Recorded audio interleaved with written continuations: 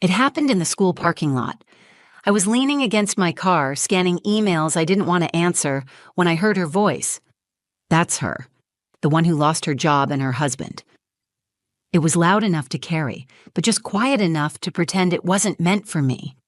Claire Kendrick didn't look away when I turned. Her lips tightened in that artificial smile that always came with just a hint of pity, or maybe pleasure. I stood still, pretended I didn't hear, kept my eyes on the sidewalk like I was focused on something important. But my daughter, Lila, heard it. She was buckling herself into the back seat.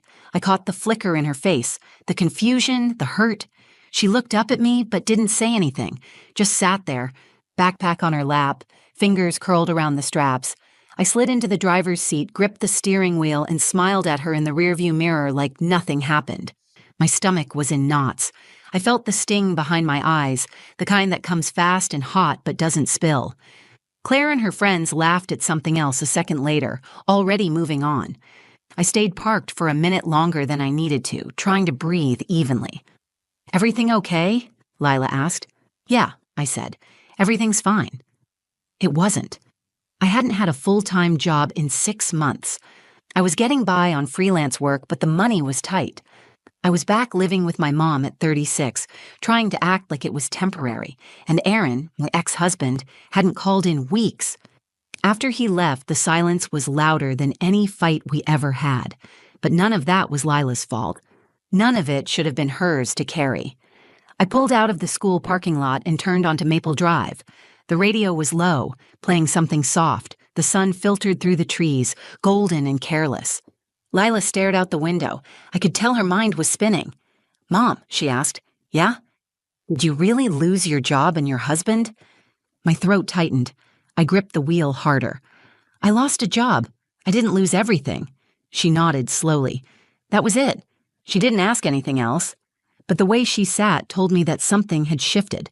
That moment had landed somewhere deep inside her. I dropped her off at ballet practice and sat in the car afterward, watching other moms chat by the doors. Claire was there too, laughing, hair perfect, cup of cold brew in hand. I thought about walking over, saying something, defending myself. But I didn't. I just sat there, replaying it all, wondering how one sentence from someone else could make me feel so small. I didn't know then what Lila was doing at school the next day. I didn't know about the story she had written or what she was about to say in front of her entire class. All I knew was that my 8-year-old daughter had seen me. She had heard what they said. And somewhere inside her, something had clicked. Something brave. Something I didn't expect. Something that would stop everyone, including Claire Kendrick, in their tracks. Most mornings started the same. I would wake up before Lila, tiptoe around my mother's kitchen, and try not to burn the toast. Our lives didn't look like they used to, not even close. We were in the house I grew up in, sleeping in rooms that weren't meant to hold our current lives. My childhood bedroom had become my office, my sanctuary, my panic room, all of it. The coffee pot sputtered and hissed. My mom had already left for her part-time shift at the library. She offered to help more than once, but I kept saying no. I wasn't ready to admit how close we were skating to the edge. I packed Lila's lunch like I used to before everything fell apart.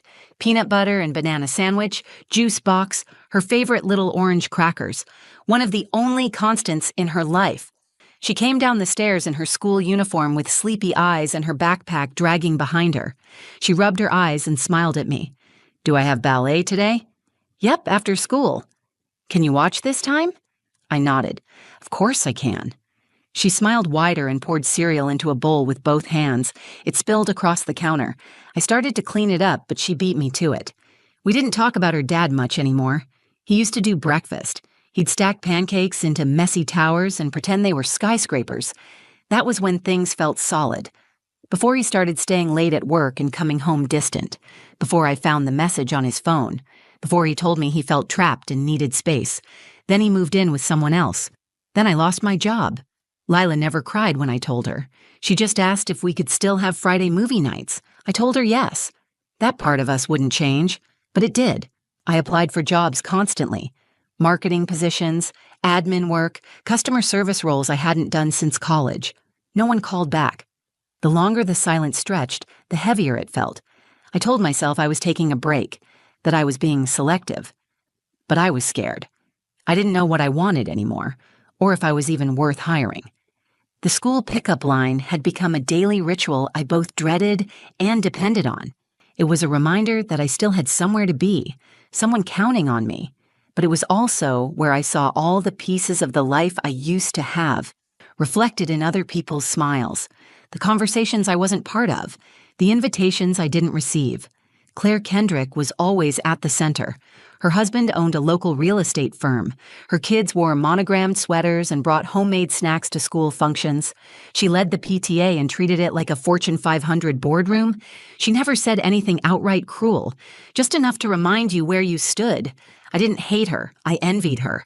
And I hated that I envied her. The school had become a stage I couldn't exit. Every event, every hallway, every birthday invitation Lila received was a reminder that I didn't fit in anymore. I wasn't the together mom. I was the mom who showed up late, who couldn't host play dates, who smiled too tightly and left quickly. But through all of it, Lila stayed steady. She still believed in magic. She still believed I could fix anything. That faith both saved me and broke me. I didn't want her to know how fragile I had become. I didn't want her to carry the weight of my failure. That's why I didn't react when Claire said what she said in the parking lot. I thought staying quiet would protect Lila, that ignoring it would keep her from feeling ashamed. I was wrong. She saw more than I realized. She understood more than I wanted to admit. And while I was trying to keep her from hearing the worst parts of my story, she was already writing her own version of it, one I hadn't seen coming. That night, after the parking lot incident, I sat across from Lila at the dinner table, watching her draw shapes in her mashed potatoes with her fork. She wasn't talking much. Normally, she told me everything. What her friend Harper said at recess, what the lunch lady wore, how many times someone burped during music class. But tonight, she was quiet. I forced a smile and asked, "You okay, sweet pea?" She looked up and nodded. "You sure?" She hesitated for half a second, then nodded again. I didn't push. I was afraid of what she might say, that she had heard every word, that she was embarrassed, that she was disappointed in me. I couldn't take hearing that from her. Not now. After dinner, she went upstairs and disappeared into her room. I cleaned up, loaded the dishwasher, folded some laundry, and waited for her usual call for help with brushing her hair. But it didn't come. When I peeked into her room, she was sitting at her desk, head down, writing something by hand in a folder with rainbow stickers across the front. She didn't look up when I knocked. "Homework?" I asked gently. "Sort of," she said. "Need help?" She shook her head. "It's for Hero Week." "Oh, right. Is that this week?" "Tomorrow," she said. "I'm reading something." I nodded, even though she wasn't looking at me. "Okay, let me know if you want to practice." She didn't answer, just kept writing. I walked back to my room and told myself it was probably a story about a firefighter or an astronaut. That's what most kids chose. The next morning, Lila seemed lighter. She wore her unicorn shirt and added glitter to her sneakers. As I buckled her into the car, she turned to me and asked, "What's your favorite flower?" I paused. "I guess sunflowers." She smiled, like she already knew that. "Mine too." At drop-off, I watched her skip toward the front doors, hugging the folder to her chest like it held treasure. For a second, I felt hope. A soft flicker. I didn't know where it came from. That afternoon, I got the call. "Mrs. Dallin, this is Principal Halloran. Nothing's wrong. I just wanted to invite you to stop by the library if you're free this afternoon. Leela shared something during Hero Week, and I think you'd want to hear it, if you're comfortable." I was caught off guard. "She shared something?" "She did," he said. "It was honest, brave. I'd really like you to hear it." I stood frozen in the kitchen, the phone pressed to my ear, heart pounding in my chest. "Okay," I said, "I'll be there." The rest of the day passed in a blur. I tried to work but couldn't focus. My mind kept circling back to that folder, her quiet night at the desk, the question about my favorite flower. What had she written? What had she said? By the time I pulled up to the school, my palms were sweating. I walked into the library and was met with an unfamiliar silence. 2 teachers sat by the window. Claire was there too, flipping through her phone without looking up. Lila was nowhere in sight. Principal Halloran greeted me with a kind smile. "I'm glad you could make it." "I'm not sure what this is," I admitted. He nodded. "Lila shared a personal story today. It moved the room. The students asked if I could read it again during the afternoon break. We wanted you to hear it too. With your permission, of course. I nodded slowly. What's it about? He held up the folder I had seen her clutch that morning. The words on the cover were written in bold purple marker. My mom is a phoenix. That was the moment something shifted in me. For weeks I had been trying to keep it all in, trying to stay calm and composed for Lila, trying not to let the stares, the whispers, or the silence get to me. But in that moment, I realized I wasn't invisible. Not to her, not to the people who mattered. Whatever she had written, it was more than a school assignment. It was her truth. And mine. Whether I was ready or not. I sat in the back of the library, hands folded in my lap, as Principal Halloran opened the folder. The hum of the air conditioning and the distant chatter of students made the room feel too quiet. I looked around. Claire was still scrolling on her phone. A few teachers sat up straighter. I could feel the heat rising in my cheeks. I wanted to run, but I stayed. Lila wasn't in the room. That was intentional, Principal Halloran had said. She had already read the story out loud to her class earlier that morning. This time, it was for the adults. He cleared his throat, then began to read. My Mom is a Phoenix, he said, by Lila Dallin. And just like that, the room fell silent. My mom lost her job, then she lost her husband, then she lost our house. But she never lost me. My throat tightened. I stared at my hands, but I could hear every breath in the room shift.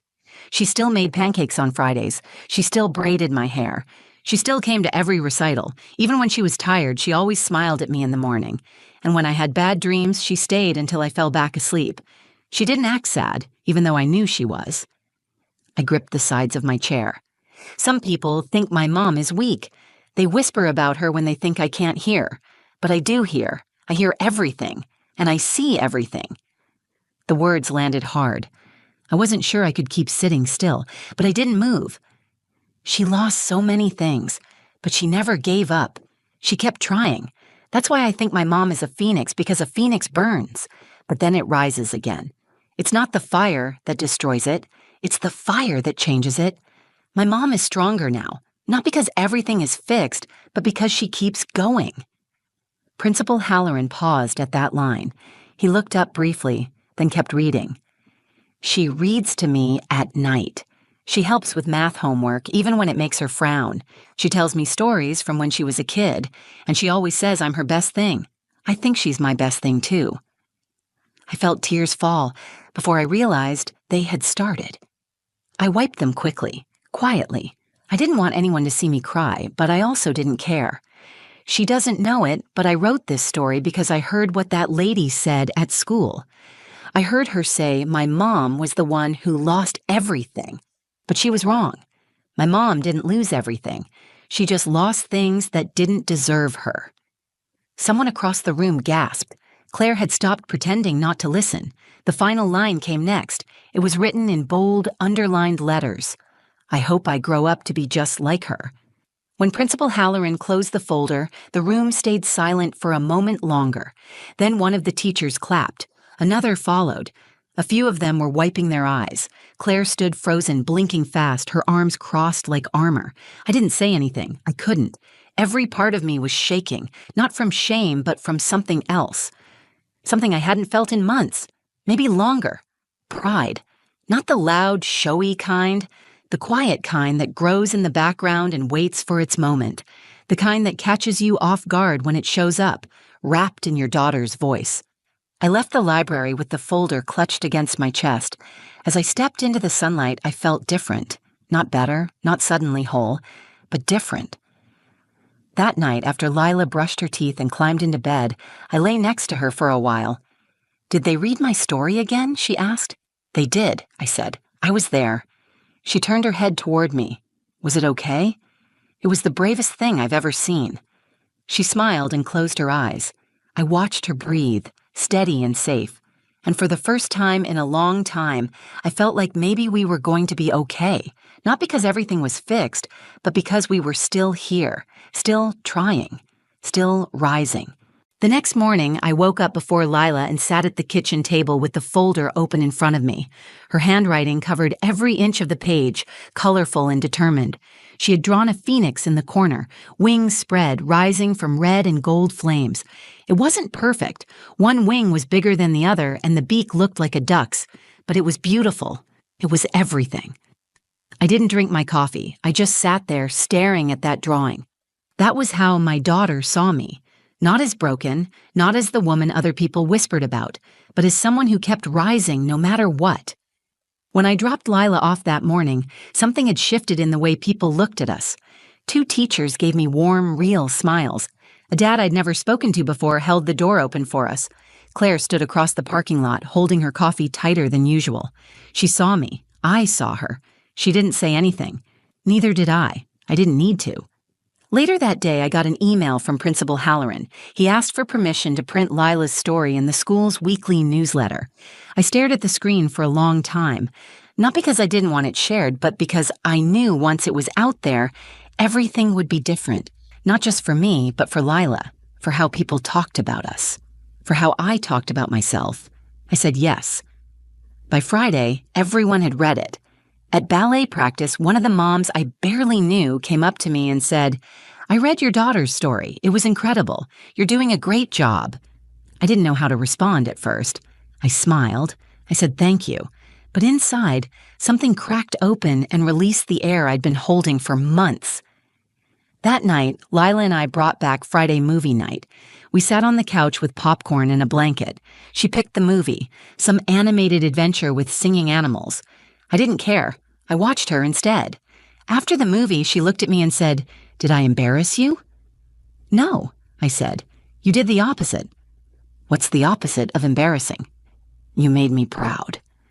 She leaned her head on my arm and nodded like she already knew. That weekend, I updated my resume. For real this time. I didn't stare at the blank document until I got overwhelmed and gave up.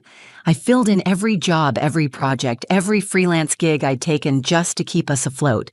I listed all of it, even the small things, because they weren't small anymore. I applied for 3 positions, not out of panic, out of belief. Not just because I needed work, but because I was ready to stand up straight again.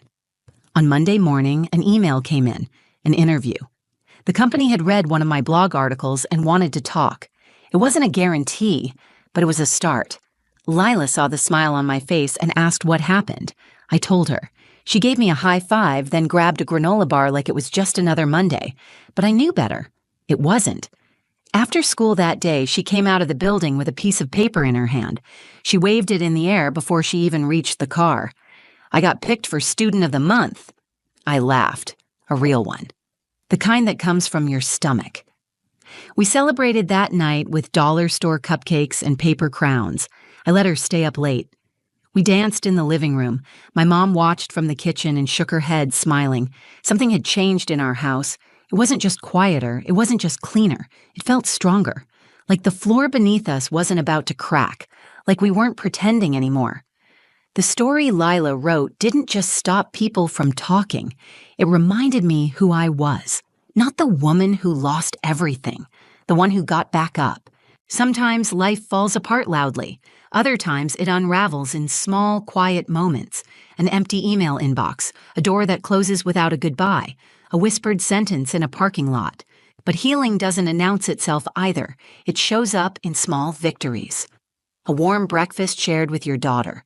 A job interview after weeks of silence. A story written in purple marker that pulls you back to the surface. I used to think strength meant pretending nothing was wrong. Smiling through it, pushing forward without complaint, keeping up the illusion that I was fine. I didn't want Lila to see me struggle. I thought if I hid my pain, I could protect her from it. But it turns out she didn't need me to be perfect. She needed me to be honest, and she needed to be seen too. That story she wrote, it didn't just change how people looked at me, it changed how I looked at myself. I had been so focused on what I'd lost that I hadn't stopped to see what I had kept. My daughter, my courage, my capacity to keep moving forward, even on the hardest days. The judgment from other parents no longer hit the same way. I stopped worrying about whether they liked me or pitied me. Their approval wasn't the measure anymore. Lila's voice was. The job interview went well. I didn't overthink it. I spoke clearly, confidently, and owned my experience. They didn't ask about the gap in my employment, but if they had, I was ready. I had done more in those months than most resumes would ever show. 2 weeks later, they offered me a position, remote, flexible, and exactly the kind of work I had almost convinced myself I wasn't good enough for. When I told Lila, she screamed and hugged me so tightly I nearly dropped my phone. "I knew you could do it," she said. I laughed. "I think you were the only one who did." "Nope," she said. "You just forgot for a little while." That night, we wrote out a new routine on our chalkboard wall. Mornings, work time, school pickup, movie nights, and Sunday pancakes. It wasn't just a schedule. It was a promise to ourselves. Claire never said anything to me after that day in the library. She still looked the same, still held her coffee the same way, still stood with the same group of moms by the double doors. But now, I didn't feel small when I passed her. I didn't need her to look at me. I had already been seen. Every time Lila walks into school with her backpack bouncing and her eyes lit up, I remember what matters. Not the opinions of people who never cared to ask, but the trust of the one person who watched me fall and still believed I would rise. This isn't the story I would have chosen. I wouldn't have asked for the job loss or the broken marriage or the quiet panic that came with starting over. But if all of that led to this moment, sitting at my kitchen table watching my daughter scribble homework next to me while my inbox fills with real opportunities, then I can live with it. And more than that, I can be proud of it. Because when the world whispered shame into my life, my daughter answered with truth. When people looked away, she stood up. And when I doubted myself, she reminded me that rising isn't about doing it all perfectly. It's about refusing to stay buried. My name is Mira Dallin. I'm a mother, a writer, and yes, I lost things, but I also gained something far more powerful. I gained a story, and a daughter who was brave enough to tell it. If this story touched you, if it reminded you of your own strength or someone else's, take a second and like the video. Share it with someone who might need to hear it today. Maybe they're in the middle of a hard chapter. Maybe they're just waiting to rise. Leave a comment below and tell me, who's your phoenix? Or when was the last time you got back up? And if you believe in real stories that show the beauty in struggle, in hope and quiet courage, subscribe to the channel. There's more to come. Thank you for being here, for listening, for staying until the end. I'm Mira, and this was my story.